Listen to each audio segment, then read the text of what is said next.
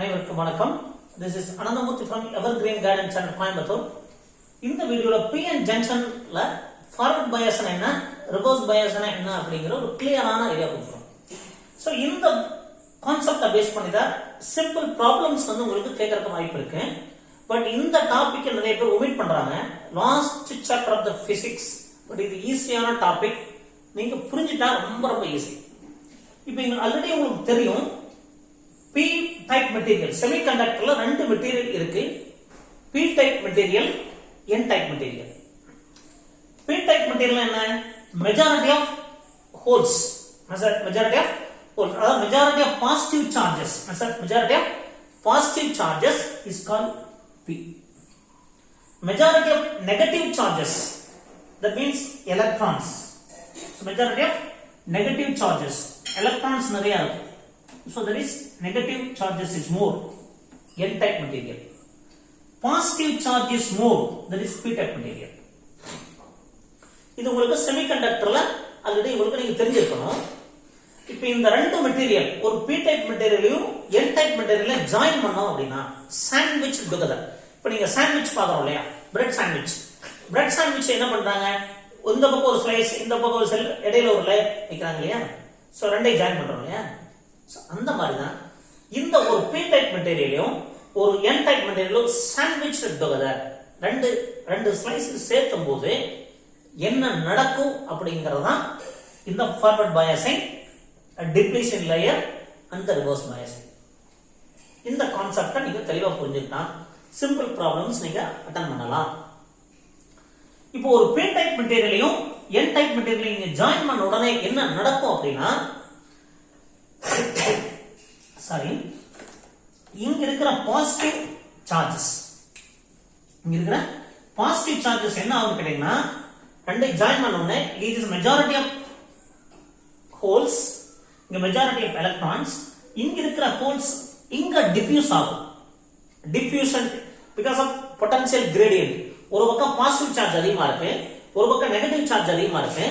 So இங்க இருக்கிற positive charge இங்க மூவ் ஆகும், இங்க இருக்கிற நெகட்டிவ் சார்ஜ் இங்க மூவ் ஆகும். ஜாயின் பண்ண உடனே இந்த டிஃப்யூஷன் டேக்ஸ் பிளேஸ். இதுக்கு பேரு தான் டிஃப்யூஷன் கரண்ட் அப்படின்னு சொல்லுவாங்க. இந்த டிஃப்யூஷன் டேக்ஸ் பிளேஸ் நால என்ன நடக்கும் அப்படின்னு கேட்டீங்கன்னா, இங்க இருக்கிற ஒரு பாசிட்டிவ் சார்ஜ் இங்க மூவ் ஆகும்போது ஒரு பாசிட்டிவ் சார்ஜ் போயிருது இல்லைங்களா. Therefore, this atom becomes negative ion. This atom becomes ஒரு பாசிட்டிவ் சார்ஜை நம்ம லூஸ் பண்ணிடுறோம். அப்போ ஒரு பாசிட்டிவ், இது மாதிரி நிறைய சார்ஜஸ் இங்கிருந்து இங்க மூவ் ஆகும்போது பாசிட்டிவ் சார்ஜ் அந்த பக்கம் நிறைய போயிடுறதுனால இந்த பக்கம் என்ன ஆகுது, the atom becomes negative ion. negative ion. அப்போ ஒரு சார்ஜை லூஸ் பண்ணா அதுக்கு பேரு அயன். இப்போ ஒரு பாசிட்டிவ் சார்ஜை லூஸ் பண்றதுனால that becomes more negative. புரியுதுங்களா?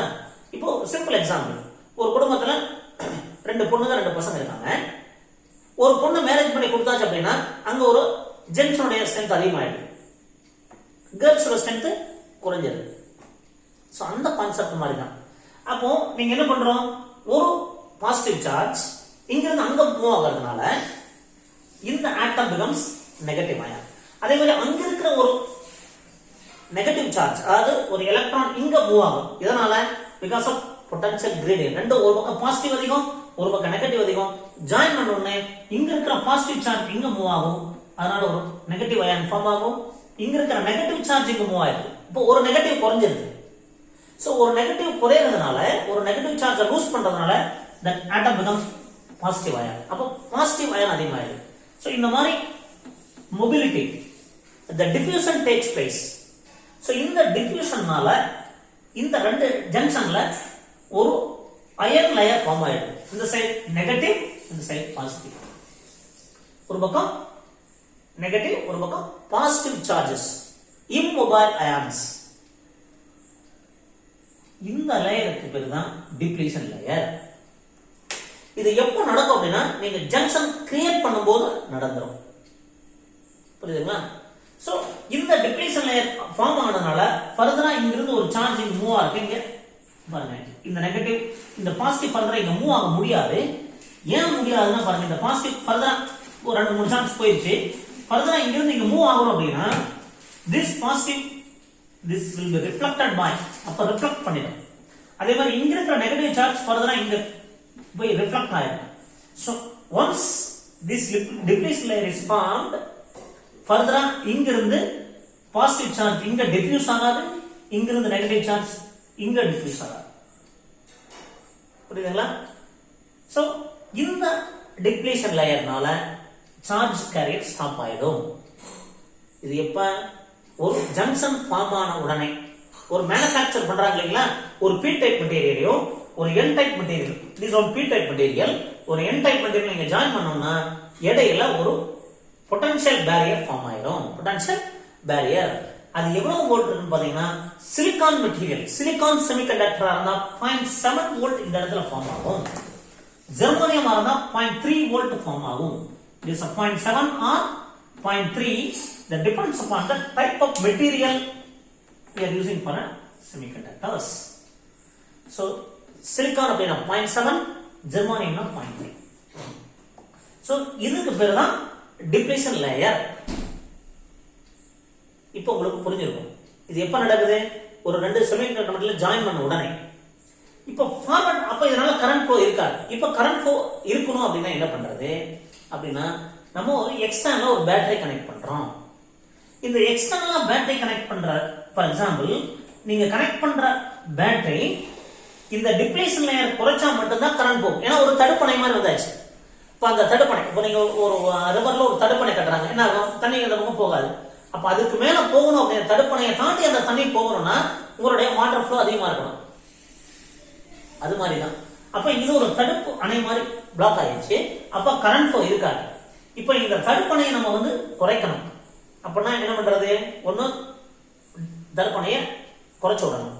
அதுக்கு என்ன பண்ணணும் பாருங்க, எக்ஸ்டர்னலா ஒரு பேட்டரி கனெக்ட் பண்றோம்.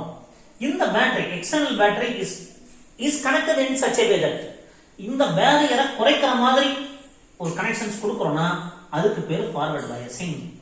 இங்க பாருங்க, ஒரு பாசிட்டிவ் டெர்மினல் கனெக்ட் பண்ணி ஒரு P ல கொடுத்தோம்னா இந்த negative, the negative will be attracted by this positive, this positive will be attracted by this negative. Therefore forward biasing means the external battery is connected in such a way that, external battery is connected in such a way that will reduce the depletion layer. இந்த வித்தை வந்து பாத்தீங்கன்னா இது அப்படியே குறைக்கிற மாதிரி connection பண்ணா அதுக்கு பேர் ஃபார்வர்ட் பயாசிங். அப்ப ஃபார்வர்ட் பயாசிங் என்ன பண்ணணும், positive P terminal is connected to positive, N terminal is connected to negative, P to positive, N to negative. The simple ஞாபகம் வச்சுக்கிறது. That means சும்மா பாசிட்டிவ் நெகட்டிவ் மட்டும் ஞாபகம் வச்சுக்க கூடாது. higher potential connected to positive, lower potential connected to N material. So higher potential connected to P terminal, anode, cathode. So is very anode, other end cathode. So higher potential is connected to anode, lower potential is connected to cathode. That is called forward biasing. அப்ப forward biasing அப்படின்னா இந்த depletion லேயரை நம்ம குறைக்கிற மாதிரி ஒரு டைரக்ஷன்ல external battery connect பண்றதுக்கு பேர் தான் ஃபார்வர்ட் பயாசிங். அப்ப இந்த டிப்ளீஷன், ஃபார் எக்ஸாம்பிள் இங்க பாத்தீங்கன்னா ஒரு 0.7 வோல்ட் இருக்கு. இப்போ இந்த பேட்டரி வோல்டேஜ் இன்க்ரீஸ் பண்ணிட்டே போனோம்னா இந்த 0.7க்கு மேல போகும்போது அப்புறம் தான் கரண்ட் போக ஆரம்பிக்கும். புரியுதுங்களா? ஏன்னா இனிஷியலா ஒரு 0.7 வோல்ட் இது பிளாக் பண்ணிருக்கு. இந்த வோல்டேஜை விட இந்த நம்ம இன்புட் சப்ளை அதிகமா கொடுத்தோம் அப்படின்னா then the current will flow in this direction. So இதுக்கு பேர் தான் ஃபார்வர்ட் பயாசிங். இப்போ ரிவர்ஸ் பயாசிங். இப்போ ஆல்ரெடி உங்களுக்கு எக்ஸ்பிளைன் பண்ணிட்டேன். இந்த ஜங்ஷன் டிப்ளீஷன் லேயர் எதனால ஃபார்ம் ஆகுது அப்படின்னா, இங்க இருக்கிற பாசிட்டிவ் சார்ஜ் இங்க மூவ் ஆகிறதுனாலயும் ஒரு நெகட்டிவ் அயன் ஆகுது. இங்க இருக்கிற ஒரு நெகட்டிவ் சார்ஜ் இங்க மூவ் ஆகிறதுனால பாசிட்டிவ் அயனா மாறிடுது. இந்த இடத்துல ஒரு டிப்ளீஷன் பொட்டன்ஷியல் கிடைச்சிருது 0.7 வோல்ட். அப்ப இந்த depletion potential will block the current. அப்ப இந்த depletion potential will block the current. இப்ப நீங்க கொடுக்கிற external potential பாருங்க, negative is connected to negative, again the depletion layer will increase. அப்போ current போகவே போகாது, current போகவே போகாது. அப்போ the external battery is connected in such a way that the depletion layer will increase. இப்போ உங்களுக்கு புரிஞ்சிருக்கும்னு நினைக்கிறேன். நெகட்டிவ் அப்ப என்ன ஆகும்னு கேட்டீங்கன்னா இந்த இடத்துல depletion layer இப்படி connect பண்ணனும்னே the width of the depletion layer will increase. அது சிறுசா இருந்த depletion layer that will becomes bigger size. Yeah, negative, more negative, more positive. So again the current totally will not be permitted to flow. Therefore depletion layer அதிகப்படுத்துற மாதிரி ஒரு external battery connect பண்றோம்னா அதுக்கு பேர் reverse biasing. அப்ப reverse biasing என்ன? Lower potential connected to P type, higher potential connected to N. நீங்க சிம்பிளா வந்து நிறைய பேர் சொல்லுவாங்க positive is connected to N, negative is connected to P அப்படின்னு சொல்றதை விட இந்த ப்ராப்ளம் போடும்போது இந்த கன்ஃபியூஷன்ஸ் வரும். So positive, that means P type material is connected to lower potential, N type material is connected to higher potential. That is called reverse biasing. So reverse biasing la barrier potential increase ஆகும், forward biasing la barrier potential decrease ஆகும். இப்போ another way how to represent the forward biasing and reverse biasing, it will get clear simple way. So if you take this is a diode symbol, so this is an anode, this is a cathode. இப்போ anode வந்து higher potential, for example 5 volt, cathode 3 volt. So this is higher potential, this is lower potential. இங்க புரிஞ்சுங்க, அது negative நினைக்க கூடாது. It may be a 0 or it may be a 1, it may be a 2, but this must be higher potential. Anode must be higher potential, cathode must be lower potential. That is called forward bias. So another case, for example, if you are connecting to anode is 3 volt, cathode is 5 volt. So cathode is connected to higher potential, anode is connected to lower potential. That is reverse bias. Or we can connect to 0. So உங்களுக்கு புரியும் நினைக்கிறேன். அப்போ higher potential is connected to anode, lower potential connected to cathode is forward biasing. இன்னும் நீங்க ப்ராப்ளம்லாம் நீங்க நிறைய ப்ராப்ளத்துல உங்களுக்கு வரும், அது அடுத்த இதுல பார்த்தா தெரியும். So for example, if you are connecting to minus 5 volt, here it is 5 volt plus, that means 5 volt is more positive, minus 5 is more negative. அப்போ forward bias ஆயிடும்.